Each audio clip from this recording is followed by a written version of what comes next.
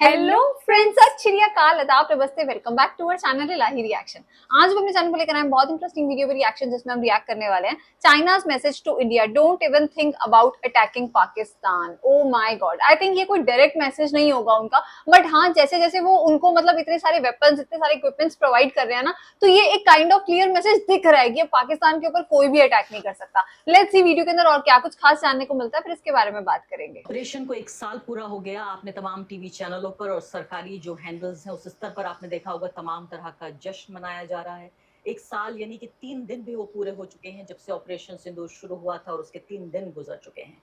इस बीच एक ऐसी खबर जिस पर बहुत चर्चा नहीं हुई और खबर भी इतनी खतरनाक, जिस बारे में पूरे फसाने में इसकी चर्चा नहीं हुई, वो ये कि न सिर्फ कि चीन ने अपने लड़ाकू विमान से पाकिस्तान की मदद की और हर तरह से यानी सूचना के स्तर से लेकर साइबर स्तर से लेकर हर तरह से मदद की। इसको लेकर चेमे गुइया एक फारसी का लफ्ज है, यानी कि इधर उधर से बात आई और इधर उधर चली गई। तो चेमे गुइया तो जरूर हुई लेकिन फैक्चुअल बातचीत नहीं हुई। पहली बार अब ये खबर आई है कि बाकायदा चाइना ने ये कहा है कि उसने, उसके इंजीनियर्स ने जाकर बाकायदा तौर पर इन जहाजों को यानी कि मदद की गई, इन इंजीनियर्स के जरिए जहाजों को लड़ने में मदद की गई। ये एक बड़ी खबर आ रही है।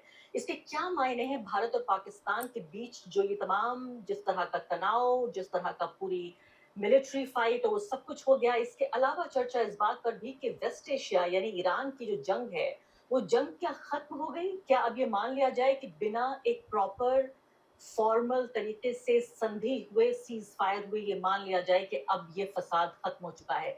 इसके अलावा भी कई ऐसे मुद्दे हैं जिस पर चर्चा करने के लिए मेरे साथ प्रवीण साहनी जी मौजूद हैं। जाने माने सिक्योरिटी एक्सपर्ट हैं, पूरे मैं कहूँगी साउथ एशिया में उनकी शोहरत है, उनका चर्चा है, फोर्स मैगजीन के एडिटर हैं और न सिर्फ कि उनके लिखे को लोग पढ़ते हैं बल्कि उनके वीडियोस भी लाखों की तादाद में लोग देखते हैं। ये खबर जो मैं कह रही हूँ कि एक कॉलम में, मैं तो राजनीतिक पॉलिटिकल जर्नलिस्ट हूँ, डिफेंस थोड़ा बहुत समझती हूँ, जितना डिफेंस की पॉलिटिक्स है उतना समझती हूँ, लेकिन मेरी भी आंख से ओझल हो गई ये खबर क्योंकि इस पे चर्चा ही नहीं हुई कि चीन हाँ, के सेकंड फेज की जो मीटिंग का भी कुछ इंजीनियर्स पता हैं नहीं चला। उन्होंने पाकिस्तान में आकर और ये J-10 नाम का फाइटर जेट है जिसको उड़ाने में और हम पर हमला करने में मदद की। क्या मैं सही कह रही हूँ?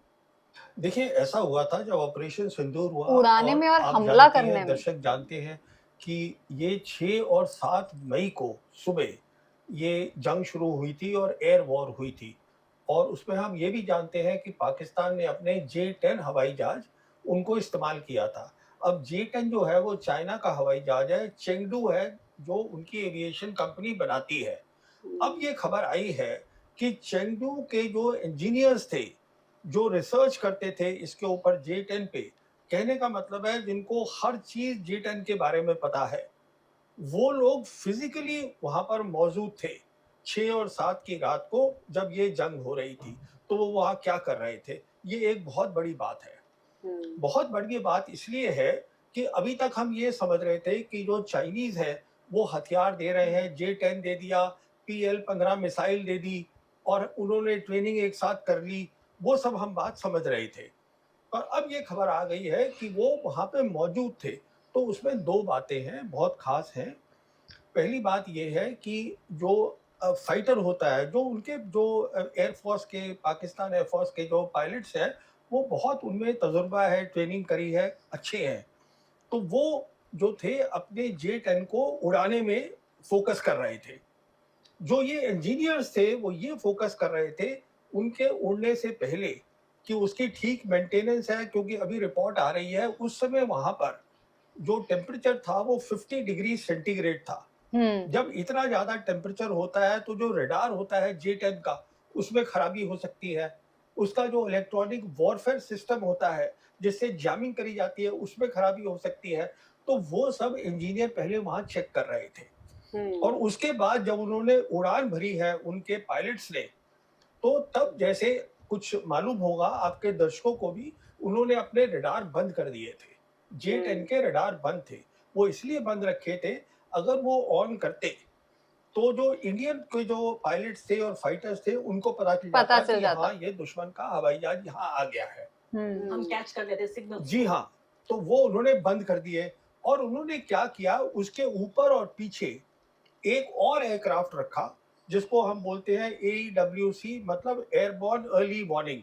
उसका सिर्फ काम होता है कि आप रेंज से, लंबी रेंज से आप टारगेट्स को ले लीजिएगा।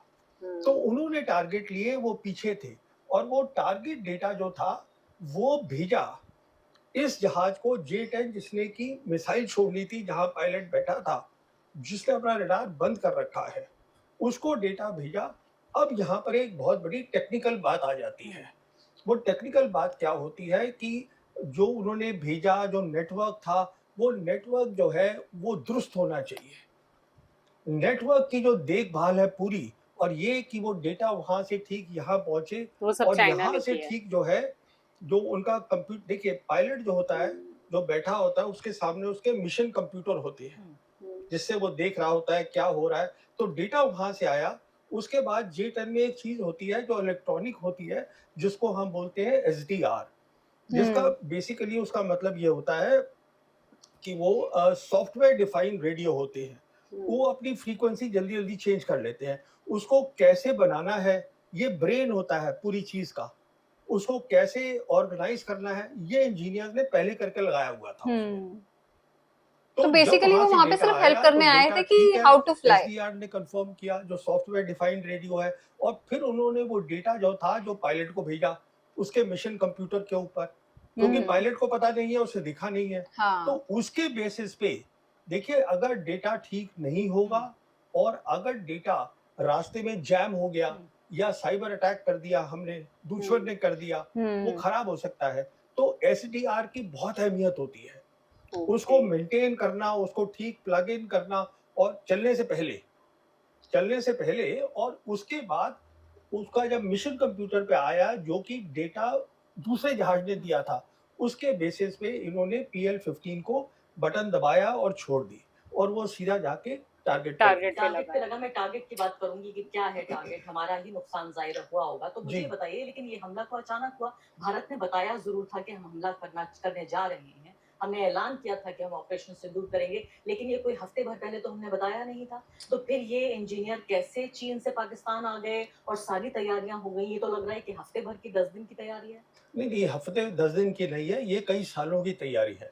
ये हम्म। 5 अगस्त 2019 में जब हमने जम्मू कश्मीर से 370 हटाया था, उसी समय से, शायद मैंने आपके शो पे पहले भी कहा है, तब से कि तैयारी चल रही चाइनीज है। लीडर खुलेआम बोलते थे कि हम पाकिस्तान की टेरिटोरियल इंटीग्रिटी, सॉवरेनिटी को हम सपोर्ट करेंगे। तब से बोल रहे थे, और इनकी एक्सरसाइजेज दोनों एयरफोर्स की वो एडवांस हो गई बहुत। तो ये तब से काम चल रहा है, ये अचानक नहीं हुआ है। ओह। उसके बाद जब 22 अप्रैल को पहलगाम हुआ है, तो वो काफी टाइम था, उसमें अंदर इनके इंजीनियर यहाँ आ गए होंगे देखने के लिए कि जो है टारगेटिंग है वो बिल्कुल ठीक हो। देखिए, इस बार सिंदूर में जो बालाकोट में हुआ था, बालाकोट में हमने पहली बार 2019 में हमने एयरफोर्स का इस्तेमाल करा था। तो हाँ। पाकिस्तानी उसके लिए, उनको उम्मीद नहीं थी। इस बार तो वो तैयार बैठे थे। इस बार तैयार बैठे थे, जो सैटेलाइट्स थे चाइना के, वो उन्होंने उनको वो भी बताया कि हमारे कहाँ-कहाँ एयरक्राफ्ट है। वो तो सिर्फ इसलिए बैठे थे कि हम एक बार अपनी मिसाइल छोड़ें, और वो मिसाइल पाकिस्तान की एयर स्पेस को अंदर चली जाए, तो वो हमला करेंगे। कि एक और उस इनिशिएट हो हमले जाए में इंडिया की कहने का तरफ से। मतलब ये है, अगली बार जब ये जंग होगी, जब दिक्कत होगी, तो हमें ये मान के चलना है कि ये पाकिस्तानी पायलट अकेले नहीं है, चाइना उनके उसके साथ साथ है। चाइना के इंजीनियर्स। एग्जैक्टली मैं इसी बात पे आने सपोर्ट जा कर रही रहे थी कि हैं। अब तक जिस बात को राज की तरह रखा जा रहा था कि भाई प्रवीण साहनी ये कह रहे हैं कि चीन पाकिस्तान के साथ है और इसलिए ऐसा हो गया, फला जो सिक्योरिटी एक्सपर्ट है वो कह रहे हैं, मैंने कभी आधिकारिक स्तर पर इस बात को नहीं सुना। यहाँ तक कि जो हमारा प्लायंट मीडिया है, जो दरबारी मीडिया है, उसने कभी ये नहीं कहा कि पाकिस्तान को भारत ने, हमेशा ये कहते रहे कि पाकिस्तान को भारत ने हराया है, कभी भी चीन का जिक्र इसमें नहीं हुआ। अब ये पहली बात तो मुझे इसकी पॉलिटिक्स समझाइए कि अगर चीन इसको कन्फेस कर रहा है कि हाँ हमने अपने इंजीनियर भेजे, इसके मायने क्या है? क्या वो भारत को और उसके जख्मों को रगड़ रहा है? क्या भारत को वो चुनौती दे रहा है कि देखिए मैं इस बात को कन्फेस करता हूँ कि आपके सिंदूर ऑपरेशन में जो आपने हमला किया था पाकिस्तान के ऊपर, मैंने पाकिस्तान का साथ दिया। देखिए, चीन ऐसा कुछ नहीं कर रहा है। चीन तो ये सोचता भी नहीं है कि मिलिट्री टर्म्स में इंडिया उसके बराबर का है।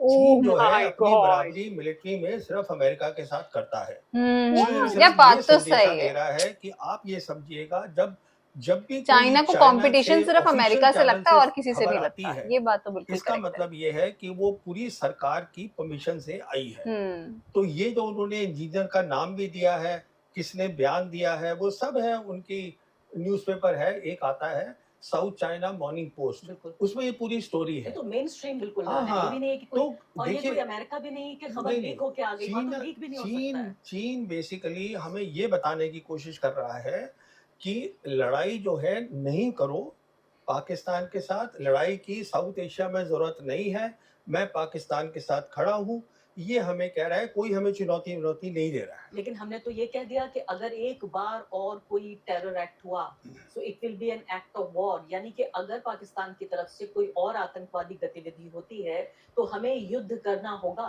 तो हमें इसलिए अब सोचना है, हमने जो कह दिया है, जो प्रधानमंत्री ने खुद कहा कि एक न्यू नॉर्मल बन गया है, जिसमें कि act of terror will be act of war, और हम डिस्टिंक्शन नहीं करेंगे, हम फर्क नहीं करेंगे टेररिस्ट के अंदर और स्पॉन्सर्स के अंदर। इसका मतलब हम फुल स्केल लड़ाई लड़ेंगे। फिर हमें एक नमूना मिल गया है ऑपरेशन सिंदूर के अंदर कि लड़ाई कैसी होगी, कैसे लड़नी है। हाँ। वो भी हमें समझ में आ गया है।